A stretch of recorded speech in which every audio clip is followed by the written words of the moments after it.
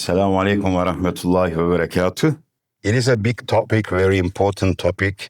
A lot of people are confused in this topic, in particular people who do not know biology and also Islamic theology well.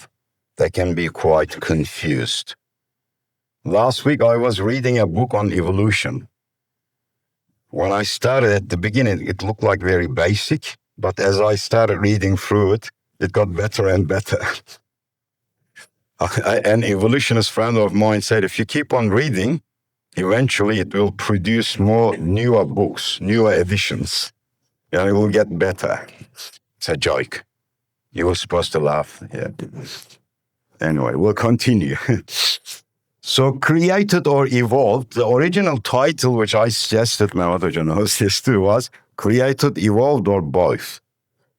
Because either case, whether you're created or evolved, it doesn't matter. At the end of the day, you are created. Because all roads lead to creation, no matter what sort of explanation you have for the mechanism of the origin of species, the reality, the facts do not change. We are created. But we will go through it, inshallah. So the theory of evolution is not an alternative for creation, as I said before. The theory does not provide an explanation for the origin of life. You will not find any explanation for the origin of life within the evolution theory, in particular the Darwinian evolution theory. It attempts to provide a scientific explanation for the origin of species, because currently we have about 8.7 million species on Earth.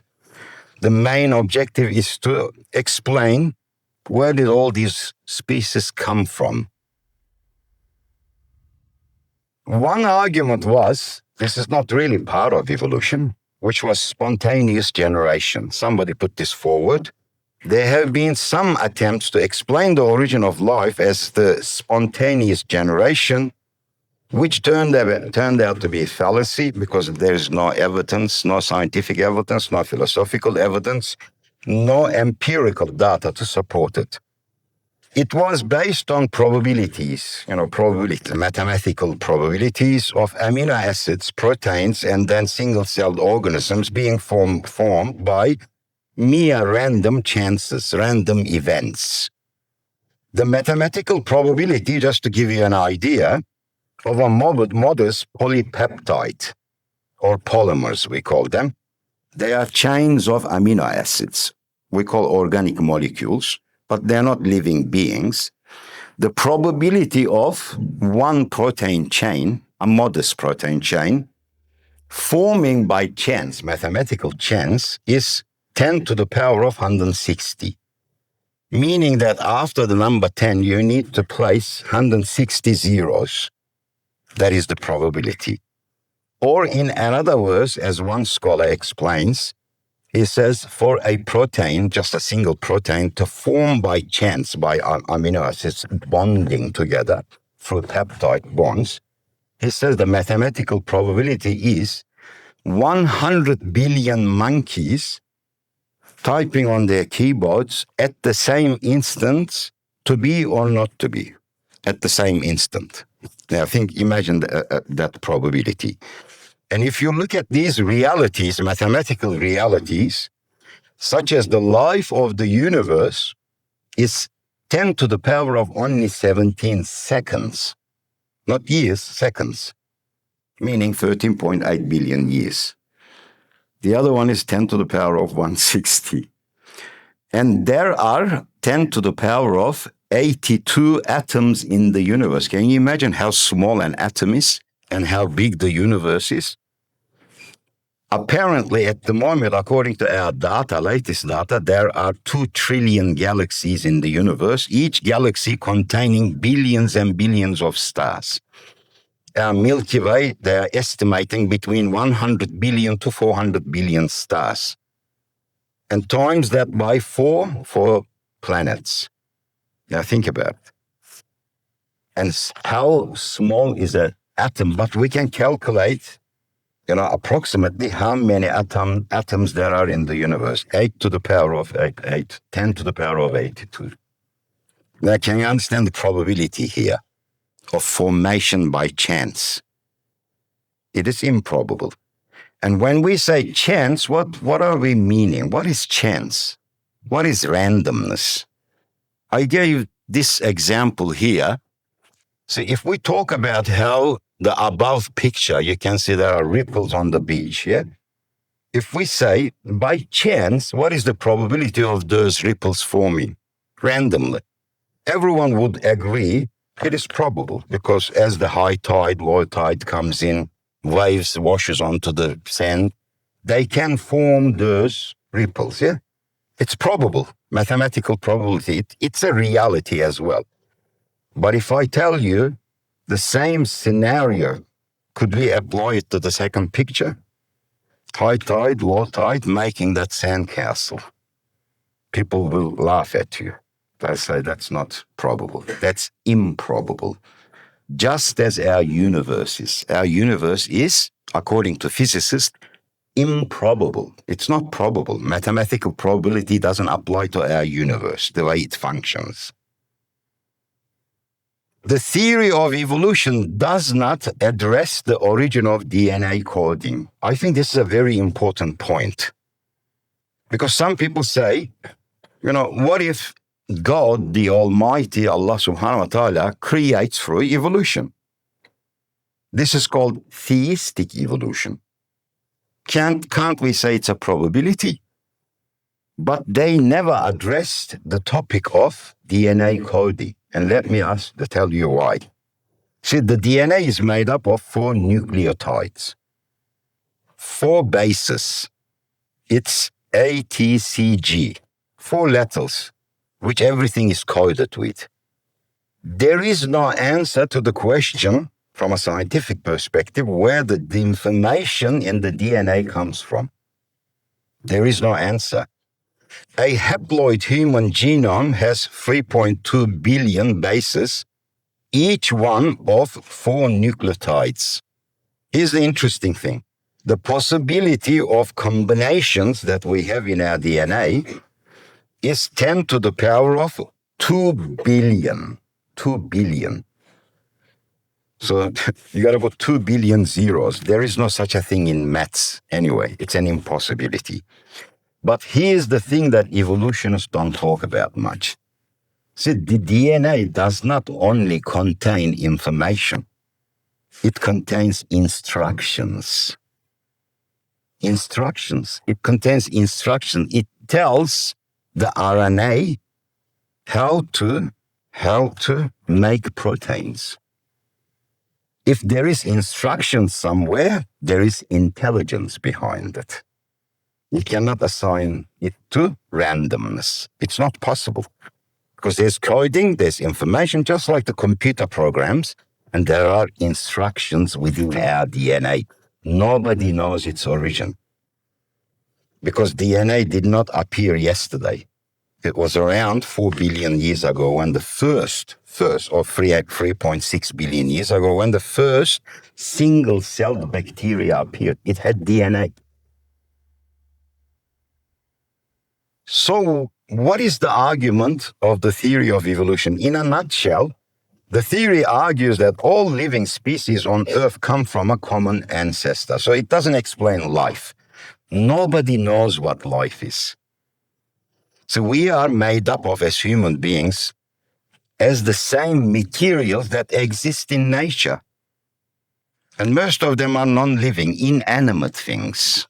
We are all really, we are made up of building materials, or fundamental building materials, which are atoms, elements. Because amino acids, without amino acids, there is no life. And amino acids are made up of 4 atoms: carbon, hydrogen, nitrogen, oxygen. 4 atoms. Well, we see these atoms everywhere in nature. We see it in the sun, hydrogen. We see it, in our atmosphere. We see oxygen, nitrogen. They are everywhere, but they're non-living. So what is life? There is no answer to it. No scientific answer to what life is. So Evolution doesn't try to explain the origin of life. It tries to explain, in particular Darwinian theory of evolution, it tries to explain how all of these different species emerged. In this argument, in this theory, scientific theory, it is a scientific theory, the argument is this. We have a common ancestor. If all the species, you took them back in time, they end up with a beginning where we were a single-celled bacteria, all of us. Eventually, we evolved. And they say, if you give it enough time, it will happen. That is the argument. 10 million years, 30 million years, 200 million years. The trick is time. But they don't realize time does not favor life. Time is against life. They don't realize this. You know why?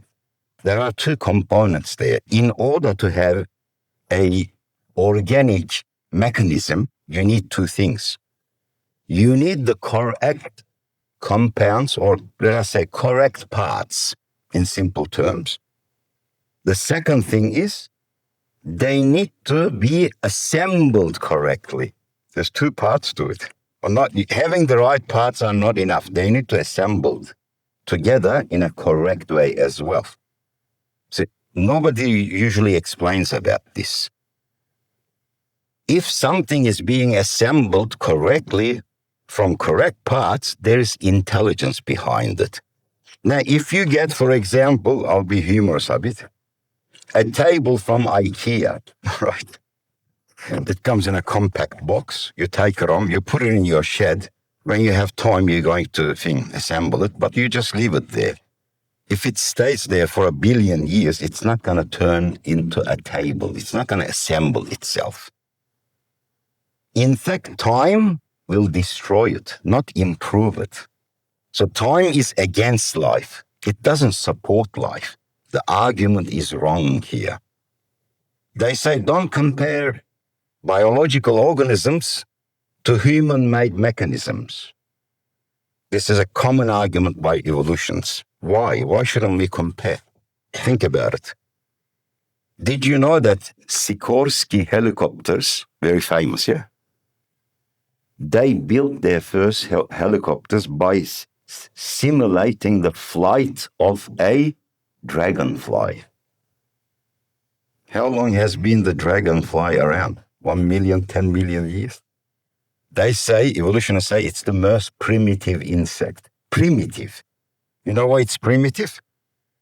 All of the insects and birds, when they flap their wings, it's 90 degrees, like this. Dragonfly, 45 degrees. They say it's primitive. But you're taking this primitive insect, simulating its aerodynamic design and building a helicopter. And you're saying helicopter is a product of an engineer, an intelligent design, but this one, this primitive insect, happened by chance. It came about by randomness. Another important thing, our technology like helicopters, aeroplanes, computers, they're beautiful, magnificent technology, but they don't reproduce. These simple things you think, they reproduce. They make a copy of themselves. Can you see the amazing system there, amazing design there? How can you ignore a design like that? So what evolution argues is this. According to the theory, environmental changes, for example, extreme conditions in the environment, forces species to be naturally selected or become extinct. So species naturally selected continue to survive and reproduce are the ones that evolved through favorable adaptations and mutations. This is the argument of the evolution theory.